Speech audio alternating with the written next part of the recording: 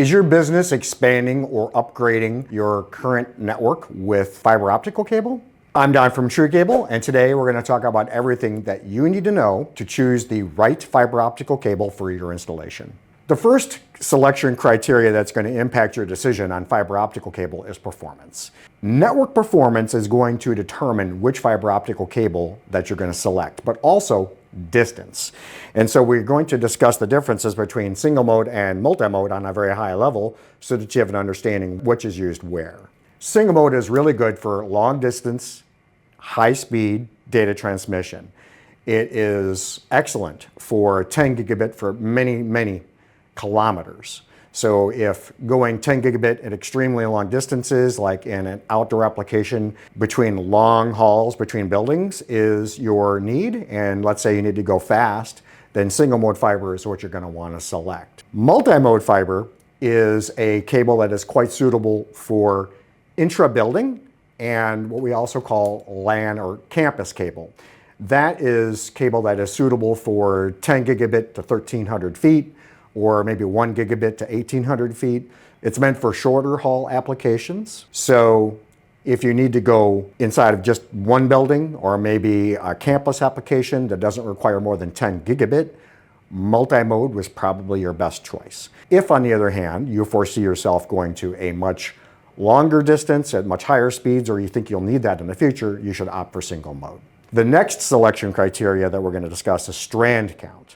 So fiber optical cable can come in 2, 6, 12 strand or even higher. And so the number of fibers that you're going to want to purchase, like in bulk fiber optical cable, is going to be dictated by the number of workstations that you need to serve.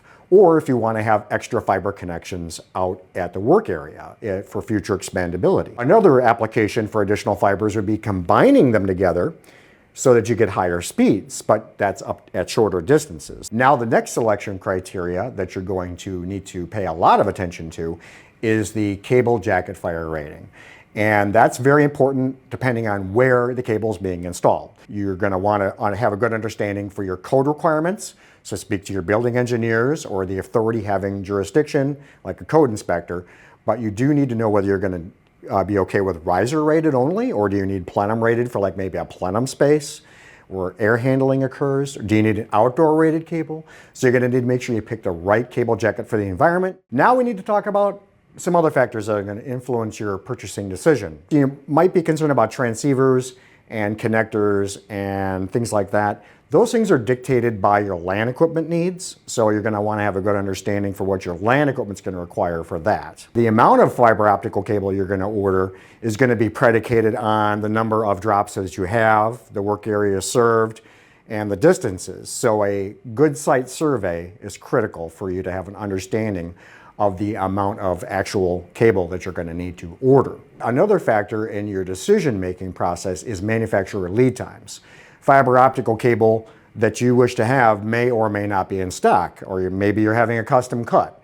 All of those things will affect your ability to get the fiber on the schedule that you desire it. So make sure that you have a good understanding of what your supplier can supply and how quickly, and be sure to plan around that. The final area that you're going to want to consider is accessories. Don't forget that you're going to need to cut fiber. You're going to need to strip your fiber, so cutters and strippers. Those are good things to have in order to accomplish the installation. You may need patch cords to complete your installation. You may need pigtails in order to splice onto your bulk fiber to complete your connections.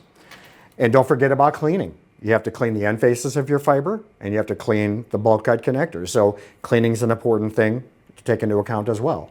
So don't forget the small stuff. Thank you for watching our video. Please don't forget to like and subscribe. Happy networking.